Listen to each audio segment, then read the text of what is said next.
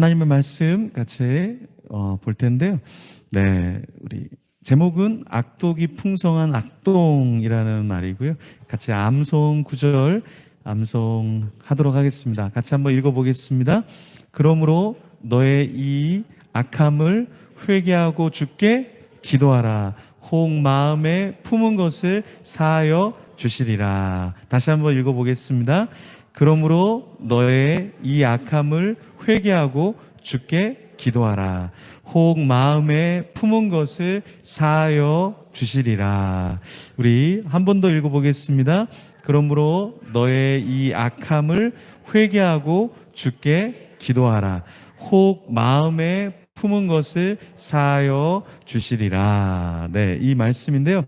사도행전 8장 22절에 있는 말씀인데, 이 말씀을 여러분들이 오늘만 읽고 암송하지 마시고 주중에 계속해서 이렇게 암송하시면 너무나 좋을 것 같아요. 그래서 그냥 이 말씀을 스쳐 지나가면, 이 말씀은 그냥 성경 속에 있는 것이지만 우리가 이것을 반복해서 읽으면 하나님께서 우리에게 주시는 메시지가 있습니다. 그래서 여러분들께서 꺼내서 읽으시고, 제가 우리 공지방이나 이런 방에 여러분들에게 좀 다시 한번 올려드릴 테니까, 올려지면 같이 한번 또 말씀을 묵상하고 암송하면 너무나 좋겠습니다. 자, 보면 여기 그림을 한번 보시죠. 여기 보시면은 잔디가 있잖아요. 잔디, 그죠? 근데 우리 사람이 살아가면서 우리가 참 실수하는 게 뭐냐면, 나의 이웃의 잔디가 나의 것보다 더 푸르르게 보인다라는 거예요. 이게 영어 속담이죠. 근데 이것이 우리 삶에서 늘 없으면 좋은데 때때로 일어난다라는 거죠. 이게 일어나면 어떻게 될까요? 네, 우리가 시기하고 질투하고 또 하나님이 나에게는 축복을 주시지 않은 것처럼 원망하게 된다라는 것이죠. 그렇죠? 그래서 우리가 남의 집의 잔디가 푸르러 보이는 것이 아니라, 나의 잔디도 하나님이 푸르게 하셨구나, 그것을 알고서 자족하는 삶, 그리고 하나님이 나를 향한 뜻이 무엇인지를 아는 삶, 네, 그것이 우리에게 필요할 줄 믿습니다. 다시 보시면은 여기 그림에 보면 잔디만 있는 게 아니라 또 뭐가 보이죠? 네, 꽃이 보이죠. 근데 외국에서는 이 잔디에 피는 꽃, 민들레가 잡초예요, 잡초. 우리나라에서는 민들레 그러면 뭡니까? 꽃이잖아요, 꽃. 근데 외국에서는 이 민들레가 굉장히 뽑아야 될 잡초입니다. 참 신기하죠? 우리나라는 잔디를 보면 올라가면 좀 이상하죠. 잔디에 올라가지 마세요, 이렇게 많이 쓰여 있잖아요. 근데 외국에서는 잔디 위에 올라가도 전혀 문제가 없죠. 잔디는 사람이 그냥 걷고 눕고 그냥 편하게 사용하는 게 잔디잖아요. 근데 우리나라에서는 잔디가 너무 귀하다 보니까 이게 다르게 여겨지잖아요. 민들레도 마찬가지입니다. 민들레가 우리나라에서는 굉장히 그냥 꽃인데, 외국에서는 민들레 차도 있잖아요, 우리는. 근데 외국에서는 그냥 잡초입니다. 그거는 잡초고 뽑아버려야 돼요. 근데 문제는 그 사람들이 생각하는 거는 굉장히 질긴 잡초라고 생각해요. 뽑아도 또 나는 그 민들레, 그죠? 그래서 우리가 문화에 따라서 다르게 어떤 것을 느낄 때가 있는데, 오늘 본문에도 마찬가지로 이 하나님의 나라의 귀한 것이 무엇인가라는 것을 볼 때, 시몬이라는 사람이 악동과 같이 자기가 자기 마음대로 그 하나님의 선물을 살려고 하고 그걸 이용하려고 하죠. 그죠? 왜 그럴까요?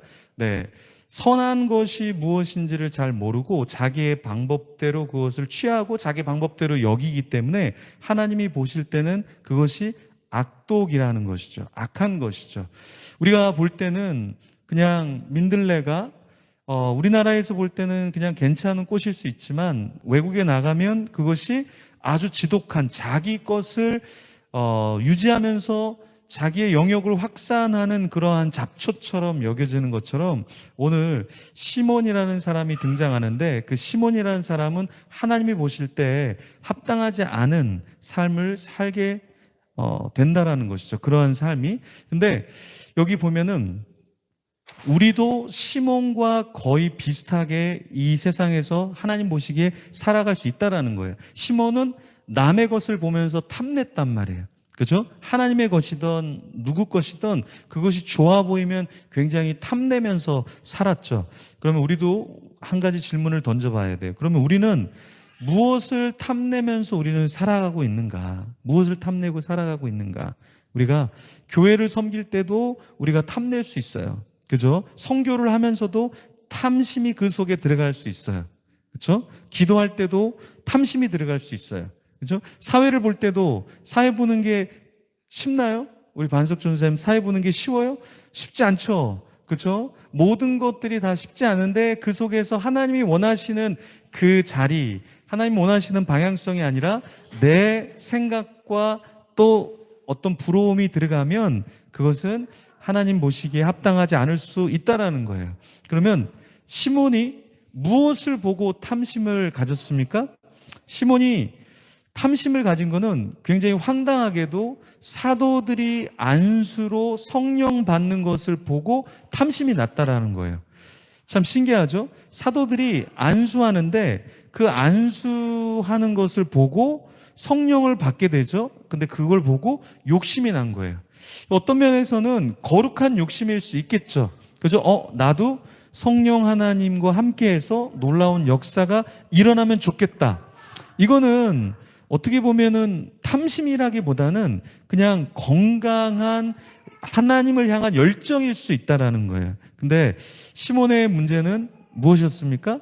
시몬의 문제는 그것을 돈으로 사도의 권능을 사려고 했다라는 거예요. 그러니까 목적이나 목표는 나쁜 게 아니었어요. 시몬도 이거 너무 좋은 거 아니야? 괜찮은 거 아니야? 그래, 나도 저게 좀 있으면 좋겠다. 그 목표는 나쁘지 않았어요. 근데 문제는 뭡니까? 그 방법이 돈으로 사도의 권능을 사려고 했다라는 거예요. 이것이 오늘 본문에서 말하는 문제라는 것이죠. 자신이 성령 하나님이 임하게 하고 싶어 했던 거죠.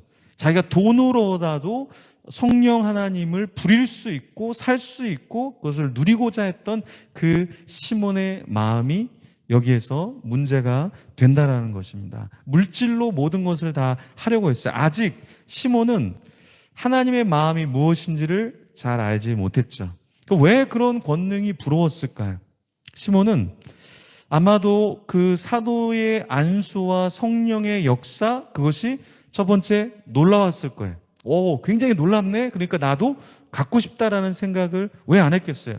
두 번째는 뭐냐면 너무 많은 사람들이 그 광경을 주목하니까 자기도 주목되어지고 그러한 사람들의 관심을 사고 싶었겠죠. 세 번째는 뭡니까? 큰 영향을 줄 수 있잖아요. 큰 영향력을 줄 수 있잖아요. 예를 들어서 안수를 하는데, 기도를 하는데 병자가 낫고 귀신이 떠나가고 그러면 어떻게 돼요? 큰 영향력을 가지는 자가 되잖아요. 인기를 얻게 되고 명예를 얻게 되고 큰 인물로 존경을 더 받겠죠. 근데 또 어때요?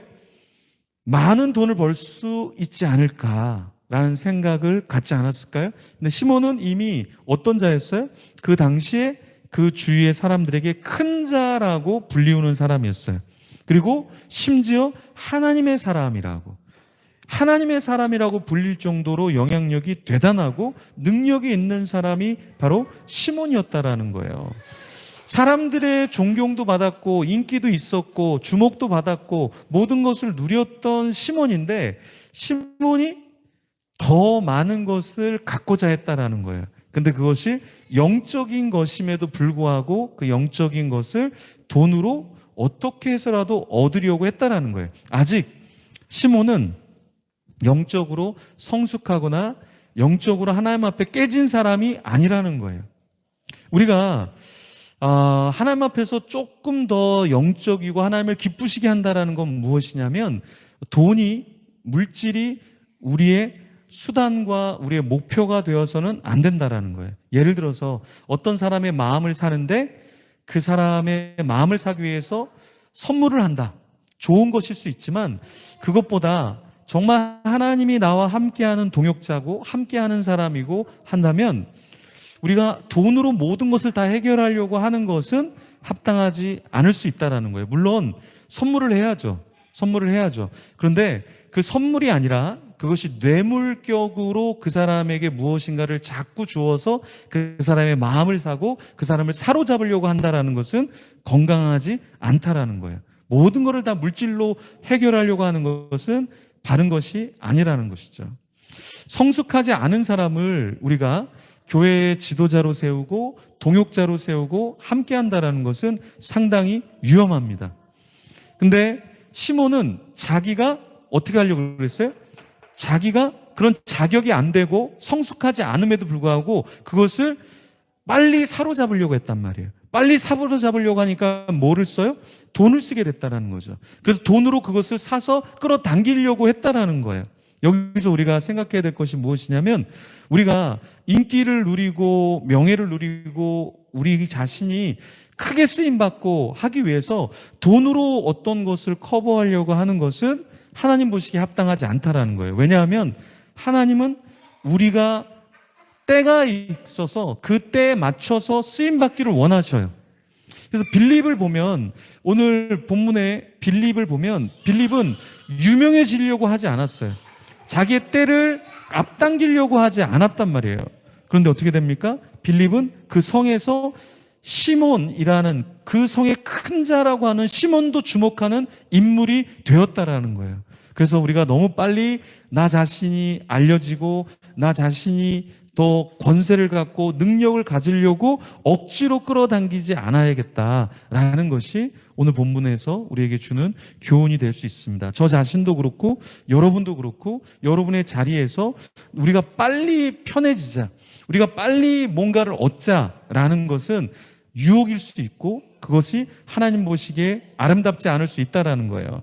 자, 본문의 이 시몬은 사실은 은사주의자들의 삶과 성격과 닮은 부분이 되게 많아요.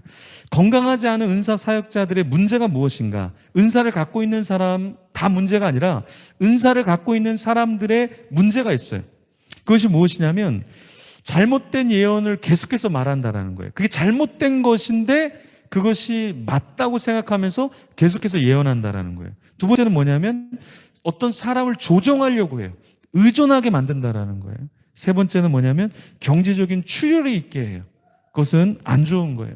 네 번째는 뭐냐? 기존 공동체에 기대감이 없게 만들어요. 그래서 자기의 말과 자기의 어떤 것만 따라가게 만든다라는 거죠. 다섯 번째는 가족과 주변 사람들과 소통이 잘 안 되게 해요. 그러면 좋은 예언 사역자라는 것은 반대로 얘기하면 돼요. 그 예언 사역자, 그 은사를 가진 사람과 함께 있는데 가족하고 주변 사람들하고 굉장히 소통이 잘 돼요. 또 기존 공동체에 대한 기대감이 높아져요. 또 경제적으로 출혈이 아니라 감사하게 선물도 축복도 받게 돼요. 또 나를 조종하고 그러는 의존하는 것이 아니라 내가 하나님을 더 만나게 한다라는 거죠. 또 어떤 것이 있습니까?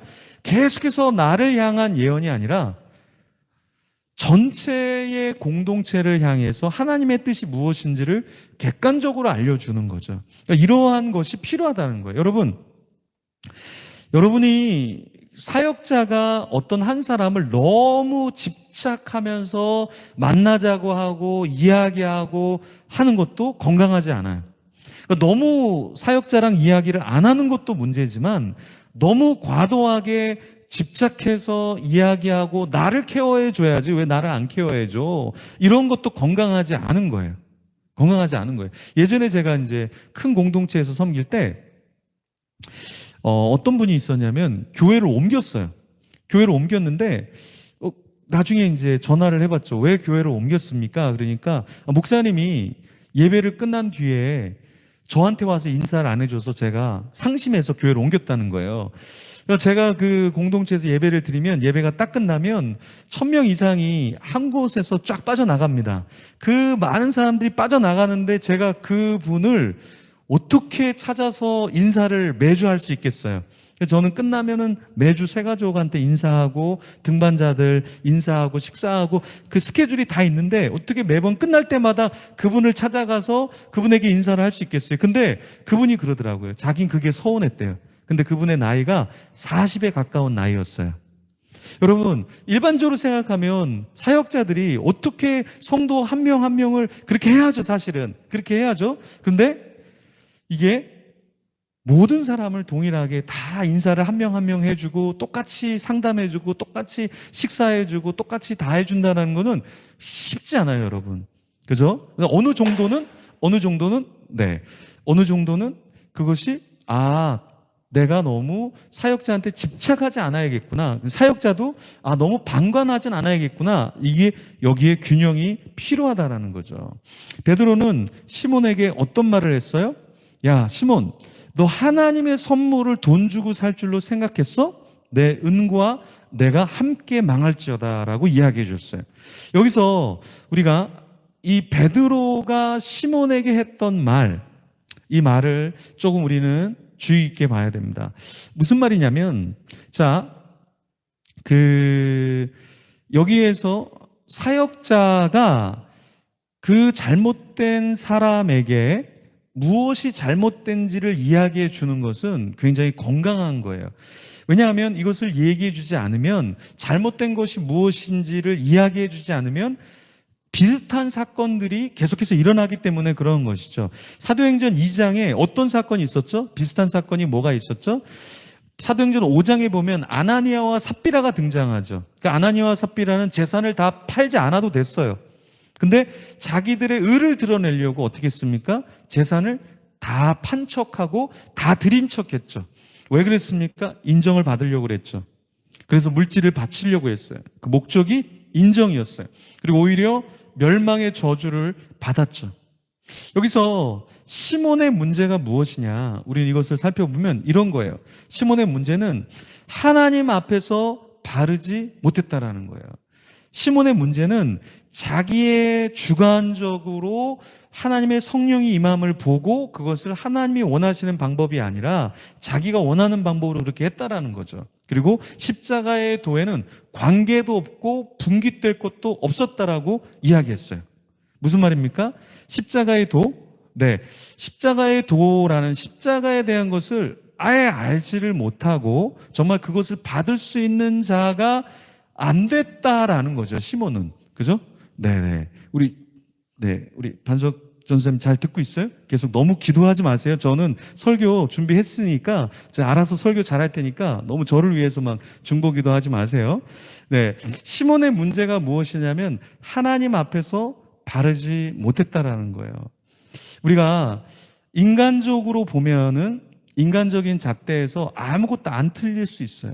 말이 다 조리 있게 맞을 수 있어요. 근데 그것이 중요한 게 아니라 논리적인 게 중요한 게 아니라 논리 이전에 하나님 앞에서 그 생각과 그 말과 그 삶이 바른가? 우리는 그것을 따져봐야 된다라는 거예요. 그래서 우리가 기도할 때 이렇죠. 하나님, 내가 저 사람을 용서할 수 없어요. 저 사람이 분명히 잘못한 거예요. 근데 하나님께서 우리에게 뭐라고 말씀하실 때가 있어요? 어떤 마음을 주셔요? 너가 먼저 가서 사과를 해. 하나님, 나 잘못 안 했거든요. 저 사람이 말실수했거든요. 저 사람이 잘못 행동했거든요. 저 사람이 저한테 저주했거든요. 근데 제가 왜요? 근데 하나님께서는 아니, 네 논리로는 그게 맞아. 그런데 나의 생각에는 너가 먼저 다가가 주는 게 좋을 것 같아. 이게 바로 하나님의 마음이고 그 하나님의 마음을 우리는 알아야 된다라는 거예요. 여기 본문에 보면은 베드로는 시몬에게 무엇을 권면합니까? 시몬의 악함을 회개하고 주님께 기도하라고 했단 말이에요. 마음에 품은 것을 사하여 주신다라고 말씀했다라는 거죠. 우리가 정말 좋은 사도라면 빌립, 베드로, 또 성경에 나온 바울과 같은 좋은 사도라면 그 사도들의 특징이 무엇이냐면 잘못된 것을 명확하게 깨달을 수 있도록 해주었다라는 거예요. 우리가 하나님 안에서 나만 신앙생활 잘하는 거 그것도 괜찮아요. 그것도 쉽지 않은 일이잖아요. 나만 잘하는 거 굉장히 괜찮은 거예요. 근데 조금 더 괜찮은 신앙은 무엇이냐면 다른 사람에게 하나님의 마음이 무엇인지를 알려주는 거예요. 근데 그 방법에 있어서 그런 것을 알려줄 때 너무 비판적이고 너무 비관적이고 너무 절망적인 것이 아니라 하나님의 마음을 가지고 그것을 느끼면서 개인적으로 또 공동체적으로 알려줄 필요가 있다라는 것이죠. 시몬은 무엇인가를 잘못한 것이 있었어요. 그때 사도는 시몬을 그대로 두지 않았다라는 거예요. 여러분, 우리는 어떻습니까? 지체에 연약한 부분, 잘못된 부분, 그런 부분을 우리는 어떻게 해야 될까요? 알려주어야 한다라는 거죠. 그리고 같이 기도해야 한다. 하나님 앞에서 해결함을 받도록 해야 한다라는 것이죠. 제가 좀 마음이 좀 아픈 일이 좀 있었어요. 어떤 일이었냐면, 그냥 잘 지내는 줄 알았는데, 잘 하는 줄 알았는데, 알고 보니까 너무 많은 어려움 속에 있었더라고요. 그러면서 제가 어떤 마음이 들었냐면, 좀 회개하는 마음을 좀 가졌는데, 조금 더 케어를 저도 했어야 되는데, 조금 더 저도 신경을 썼어야 되는데, 그러지 못했구나, 라는 마음이 들면서, 마음이 너무 많이 어려운 거예요. 근데 여러분, 우리 교회뿐만 아니라 어떤 기관도 그렇고 어떤 개인도 그렇고 다 겉으로 보기에는 다 괜찮아요. 다 잘 지내는 것 같아요. 다 건강한 것 같아요.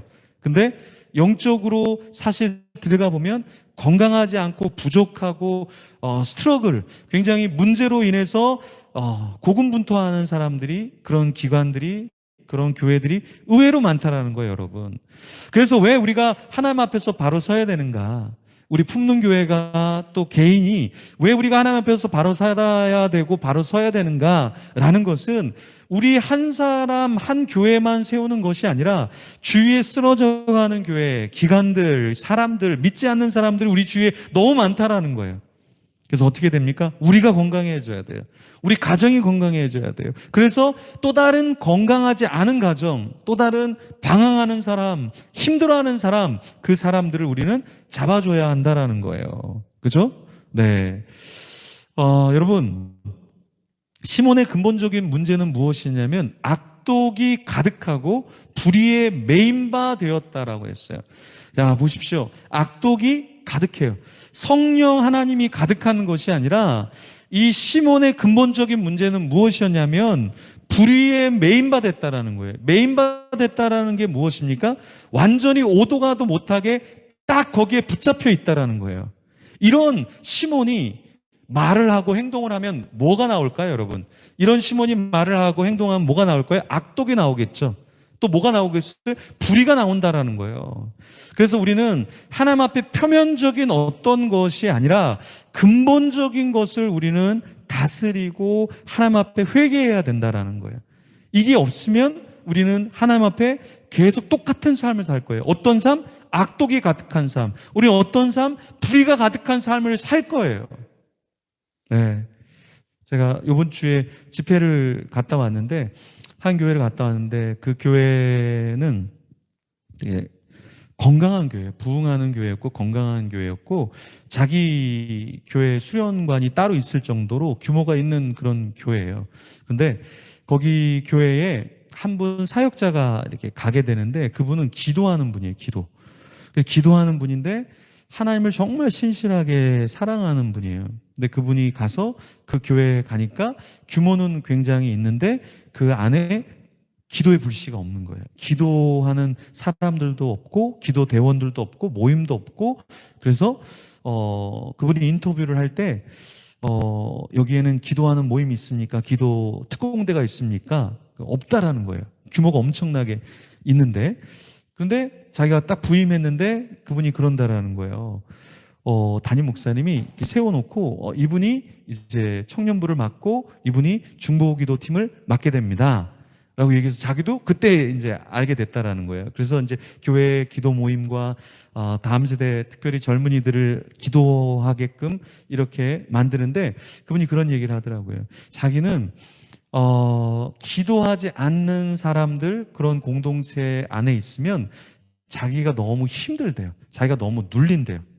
그래서 하나님 앞에 참 자기가 그 사람들 한 명 한 명이 기도하는 사람이 되고 그런 공동체가 되기를 자기가 너무 원하는데, 그게 왜 그러냐면 자기가 그 고통을 느끼기 때문에 더 괴로워서 더 기도하고 더 그런 사람이 나타나기를 원한다라는 거예요. 기도하는데 집회 기간에 기도를 굉장히 잘하더라고요. 그래서 제가, 목사님 기도를 굉장히 잘해요. 네. 우리 반석 전사님도 지금 기도를 엄청나게 열심히 하는데 기도 엄청나게 잘하는 거예요. 그래서 제가, 목사님 진짜 잘합니다. 근데 목사님께서 아직 좀 더 영혼들이 기도에 그런 불이 좀 붙으면 좋겠는데 자기가 너무나 괴롭다. 그래서 정말 하나님이 보내셨기 때문에 여기서 그러한 사람들을 세우면 좋겠다, 이런 얘기를 하시더라고요. 여러분, 우리가 젊은이들 뿐만 아니라 우리 부모 세대들도, 믿음이 있다라는 사람들도 우리에게 무엇이 있을 수 있냐면 불의가 가득 찰 수 있어요. 불의가 가득 찰 수 있고 우리가 악독이 가득 찰 수 있어요. 근데 그것은 하나님께서 원하시는 게 아니에요. 하나님은 악한 것을 선으로 갚기를 원하셔요. 하나님은 악한 것을 선으로 갚을 때 그 사람을 사용하셔요. 똑같은 방법으로 갚는 것은 하나님의 방법이 아니에요. 하나님은 선으로 선을 갚고 선으로 악을 갚기를 원하시는 분이 하나님이셔요. 그래서 우리는 어떻게 되는가? 나 자신의 근본적인 문제를 우리도 봐야 한다라는 거예요. 여러분, 우리의 근본적인 문제가 무엇일까요? 내 안에는 어떤 물질로 하나님의 은사를 사거나 물질로 하나님이 원하지 않은 것을 내가 추구하는 마음은 없습니까? 물질이 하나님보다 더 앞서 있지는 않습니까? 물질 때문에 하나님을 섬기는 것에 주저하지는 않습니까? 이 시대가 참 많은 사람들을 주식으로 내몰았고, 많은 사람들을 물질에 눈뜨게 만들었고, 많은 사람들이 하나님의 나라가 아니라 자기의 안위와 자기의 미래와 자기의 안정을 추구하도록 만들었어요. 근데 여러분, 잘 기억하셔야 될 게 무엇이냐면, 우리는 주님을 따르는 사람이잖아요. 주님을 따르는 사람이잖아요. 그러면 예수님께서 제자들에게 뭐라고 말씀하셨어요? 네, 너의 배를 버려. 너의 그물을 버려. 너의 부모를 버려. 예수님을 믿는데, 제가 어렸을 때 동네에서 막 이렇게 형들한테 전도하고 그러는데 한 친구 형이 그러는 거예요. 영환아, 나는 교회 못 가. 나는 교회 가고 싶지 않아. 왜 그래? 왜 그래, 형? 그러니까 어떻게 그 교회에서는 부모를 버리라고 그런다며? 나는 그런 거 못 해. 그 이야기를 듣고 제가 깜짝 놀랐어요. 맞아요. 우리의 신앙은 좀 이상해요. 일반 세상 사람들이 받아들이기가 굉장히 어려워요. 왜요? 우리는 믿는다 그러면 부모님을 버리고 예수님을 믿고 따르는 그 삶을 우리는 살아야 돼요. 그래서 선교사님들이 굉장히 애잔한 게 뭐예요? 굉장히 마음이 짠한 게 뭐예요, 여러분? 부모님들이 연세가 많은데 그 연세가 많은 부모님들을 놔두고 선교지로 가잖아요. 그러면 부모님의 임종을 못 볼 수도 있잖아요, 실제로. 부모님이 아프실 때, 진짜 아플 때 옆에서 병간호를 못 해주잖아요. 부모님은 얼마나 손주들이 나면 얼마나 또 손주들을 보고 싶겠어요, 사실은. 그런데 이 부모님을 버리고 선교를 가는 게 참 쉽지 않잖아요. 그래서 어떻습니까? 선교사님을 보낼 때마다 그 보내는 사람들이 눈물을 흘리잖아요. 진짜 언제 볼 수 있을까? 그런 마음도 있고, 이 타문화에 가서 사는 게 쉽지 않을 텐데 모든 걸 내려놓고 가는구나. 그것 때문에 사실은 짠하잖아요. 실제로 선교지에 가면 못 먹습니까? 선교지에 가면 굶어 죽습니까? 아니잖아요. 그런데 포기할 것을 포기하고 가기 때문에, 쉽지 않은 걸 포기하기 때문에 그렇다라는 거죠. 우리가 주님을 따르고 있습니까? 그러면 여러분, 우리도 우리 자신을 부인하고 우리가 취할 수 있는 것들을 내려놓을 수 있어야 돼요. 주님께서 나중에 우리를 보셨을 때 너 뭐 붙잡고 있었어? 너 뭘 꽉 잡고 있었어? 너 뭘 위해서 인생을 살았어? 라고 할 때 주님께서는 나를 따르라고 말씀하셨어요. 세상은 여전히 얘기해요. 절대 물질을 놓지 마. 세상은 우리에게 얘기해요. 너 자신을 살펴. 너의 가정을 살펴. 너의 미래를 살펴. 그런데 하나님께서는, 주님께서는 우리에게 그렇게 우리를 부르시지 않았다라는 거예요. 모든 걸 다 버릴 수 있는 자가 되는 것. 시몬처럼 내 물질을 가지고 성령도 사고 내 물질로 더 많은 걸 얻으려고 하는 자가 아니라 하나님께서 나에게 무엇을 원하시는가, 그것을 우리는 생각해야 한다라는 거예요. 나 자신은 지금 무엇으로 가득 차 있습니까? 어떤 사람은 불평, 불만, 원망, 어떤 사람은 우울, 좌절, 낭담, 어떤 사람은 중독, 우울, 상처, 어떤 사람은 무기력, 패배감, 좌절감, 어떤 사람은 육신의 정욕, 안목의 정욕, 이생의 자랑으로 가득 차 있을 수 있어요. 그런데 주님께서 우리에게 원하시는 것은 무엇입니까? 우리에게는 악독으로, 세상의 것으로 가득 차는 것이 아니라는 거예요. 자, 여러분, 시몬은요, 베드로에게 무엇을 간청했습니까? 자신을 위하여 주님께 기도해 달라고 얘기했어요. 참 괜찮은 사람이에요. 자기가 잘못했으니까 저주가 임하지 않게 해주세요. 이렇게 기도를 부탁했다라는 거예요. 두 사도 베드로와 요한이 주님의 말씀을 증언한 후에 이 사건 이후로 어디로 갑니까? 예루살렘으로 돌아갔어요. 그러면 사실 이런 사역을 한 뒤에 예루살렘으로 돌아가니까 빨리 가고 싶잖아요. 근데 어떻습니까? 두 사도들은 돌아가는 중에 뭘 해요? 사마리아인의 여러 마을에서 복음을 전파해요. 사마리아 땅은 우리가 알듯이 관련 없는 땅이에요. 그리고 가고 싶지 않은 땅이고 만나고 싶지 않은 사람들이 수두룩한 땅이에요. 근데 두 사도들은 그곳을 갑니다. 그럼 우리의 부르심은 바로 그런 거예요. 우리의 부르심은 내가 원하는 사람 만나고 내가 원하는 곳에 가고 내가 원하는 사역만 하는 거, 그게 우리의 부르심이 아니라는 거예요. 어디서 나를 인정해 주니까 인정해 주는 곳만 가서 사역한다? 그것이 우리의 사역이 아니라는 거예요. 여러분, 조지 필드를 아십니까? 이 사람은 길게 살지 않았어요. 55년 정도 살았는데요, 이 사람의 영향력은 엄청났어요. 이 조지 필드는요, 젊었을 때 술집을 다녔어요. 그러고 나서 18세에 옥스퍼드의 캠브리지 칼리지에 가서 근로 장학생을 하면서 공부를 했어요. 그러다가 아주 유명한 요한 웨슬레와 찰스 웨슬리를 만나게 되죠. 여기서 홀리클럽에 들어가서 가입하여서 거룩한 정말 성경 벌레들, 이런 별명을 받았어요. 그런 조지 휘필드가 1731년에 첫 설교를 해요. 그리고 휘필드는요, 부자가 아니라 가난한 사람들을 위해서 킹스우드 스쿨을 설립해요.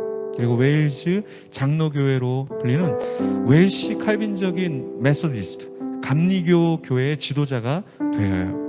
근데 이 영국에서 살았던 이 조지 필드가 미국으로 건너가요. 몇 번을 건너갑니까? 네, 여러 번을 건너가요. 그러면서 뭐를 일으키냐면 대각성을 일으켜요. 1735년에 있었던 그 대각성을 능가하는 1940년 이후에 대각성을 조지 필드가 일으킵니다. 미국을 7차례나 방문하는데요, 이 대서양을 7번을 횡단했다는 건 지금 횡단해도 힘든데 그 당시에는 몇 달이 걸릴 수 있는 여정이 있잖아요. 근데도 이것을 마다하지 않고 배를 타고 가면서도 뭘 하냐? 거기서 복음을 전해요. 나중에 이 조지 필드는요, 자기 몸이 안 좋아서 병으로 눕게 되는데 그 눕게 되면서도 복음을 주위 사람들에게 전했던 사람이에요. 34년간 18,000회 정도의 설교를 해요. 그러니까 집회를 하루에 1.5회 했다라는 거예요. 1.5. 하루에 2번 정도 혹은 1번 정도 집회를 매일 했다라는 거예요. 31년 동안 혼신을 다해서 설교를 해요. 대단한 사람이죠. 설교를 하고 복음을 전하다가 죽게 돼요. 조지 필드는 하나님 앞에 자기의 인생을 다 던졌어요. 자기의 미래를 생각하지 않았어요. 자기의 현재를 생각하지 않았어요. 자기 가진 모든 시간들을 다 하나님께 드렸다고요. 그리고 하나님께 순종했다는 거예요. 철저히 순종했다라는 거예요. 여러분, 우리 자신은 어떤 사람에게 겸손히 순종해야 될까요? 우리는 누구에게 순종해야 될까요? 사람에게 순종하는 것도 좋지만 또 하나님에게 우리가 순종해야 되지 않을까요? 하나님이 우리를 부르셨어요, 여러분. 하나님이 우리를 부르셨어요. 우리는 짧은 인생을 사는 그런 존재예요. 너무나 짧은 인생을 사는 존재예요. 어젯밤에도 아내랑 같이 그런 얘기를 했어요. 와, 진짜 우리 부모님들이 우리를 키울 때의 나이가 우리가 벌써 부모님의 나이가 됐고, 지금 부모님이 또 70세, 80세가 넘으신 부모님의 나이가 이제, 그런데 우리도 조금만 있으면 부모님의 나이가 될 거예요. 은퇴가 아니라 이제는 생을 마감하는 그 시기를 우리도 맞닥뜨리게 될 거예요. 그랬을 때 우리는 하나님 앞에 어떠한 삶을 살았다라고 이야기할 수 있을까? 그래서 저도 예전에는 인생을 잘 몰랐는데 나이가 이제 50 가까이 되니까 그런 것 같아요, 여러분. 이제는 보여요. 내가 설교할 수 있는 날이 얼마 안 남았고, 내가 섬길 수 있는 날이 얼마가 아니구나, 내가 은퇴할 날들이 이제는 곧 있으면 다가오겠구나. 이게 멀리 있는 이야기가 아니라 현실적으로 마구마구 느껴지고 다가와져요. 그래서 더 내가 하나님 앞에 어떻게 쓰임을 받아야 될까, 어떻게 섬겨야 될까라는 생각을 안 할 수가 없어요. 여러분, 오늘 본문에 이 시몬과 같은 모습이 우리 속에는 없습니까? 본문에 그 베드로와 같이, 요한과 같이 복음을 위해서 예루살렘을 가는 중에도 사마리아를 거쳐서 말씀을 전하고 전도하려고 하는 열정이 우리 가운데 있습니까? 우리가 주일만 예배를 드리는 열정이 아니라 주중에도 우리가 돌아봐야 될 영혼들, 특별히 신앙이 없는 사람들, 또 신앙이 있다고 하지만 쓰러지는 사람들, 그 사람들을 향해서 우리는 어떤 마음을 갖고 있습니까? 애절한 마음이 있습니까? 안타까운 마음이 있습니까? 하나님을 알아야 되는데, 이번 주에도 어떤 친척하고 통화를 하는데 제가 그랬어요. 교회 나오셔야 된다고. 우리가 통화를 하던, 누구를 만나던 정말 복음을 알지 못하는 사람, 또 믿음이 있다고 하지만 연약한 사람들을 끊임없이 붙잡아줘야 돼요. 그리고 주님이 원하시는 삶이 무엇인지를 알려주어야 해요. 어린 자녀에게도 알려줘야 되고, 또 어떻습니까? 우리 주위에 있는 어르신들, 우리 주위에 있는 사람들, 하나님의 뜻이 무엇인지를 우리는 알려야 한다는 것입니다. 우리 시간에 같이 한번 기도하겠습니다. 먼저, 하나님, 내가 나의 삶 가운데 물질이 내 앞에 있지 않습니까? 주님의 사명보다 물질이 내 앞에 있지 않습니까? 사람에게 얻고자 하는 인기, 사람에게 주고자 하는 영향력, 그것을 내가 먼저 따지지 않습니까? 아버지 하나님, 내가 시몬과 비슷한 자가 아니라 베드로와 요한과 같이 하나님 복음을 위해서 뛰어들고, 빌립과 같이 주님 사마리아에 가서 복음을 전하는 자가 되게 허락하여 주셨고, 하나님 나도 삶에 있어서 선교자의 삶을 살게 하여 주시옵소서. 때로는 부모님을 뒤로하고, 때로는 나의 건강을 뒤로하고, 때로는 나의 욕심을 뒤로하고 주님을 섬기는 자가 되게 하여 주시옵소서. 나를 만져 주시옵소서. 성령을 아버지 하나님의 능력하는 자가 아니라 성령의 임재를 느끼며 따라가는 자가 되게 허락하여 주시옵소서. 선으로 아버지 하나님의 악을 갚게 허락하여 주셨고, 선에 대해서 나도 또한 하나님의 선으로 돌려주는 그러한 자, 악으로 갚지 아니하게 허락하여 주시옵소서. 선으로 갚는 자가 되게 허락하여 주시옵소서. 하나님의 마음을 아는 자가 되게 허락하여 주시옵소서. 우리 주여 한번 외치며 기도하며 주 앞에 나갑니다. 주여, 주님 아버지 하나님이여 감사합니다. 하나님의 마음을 알게 허락하여 주시옵소서. 시몬과 같이 악한 자, 악독이 가득한 자가 아니라 하나님의 성령이 임재한 자, 거룩한 자, 정결한 자, 주님을 사랑하는 자, 아버지 하나님을 갈망하는 자가 되게 허락하여 주시옵소서. 하나님이 그렇습니다. 우리 가운데 아버지 하나님 하소서. 우리가 어떤 다른 것을 추구하고 붙잡지 않게 허락하여 주옵고, 십자가의 도를 붙잡게 허락하여 주시옵소서. 하나님의 분깃이 있게 하여 주시옵소서. 아버지 하나님이여 그렇습니다. 우리가 다른 것을 붙잡지 않게 허락하여 주시옵고, 하나님의 뜻을 무시하거나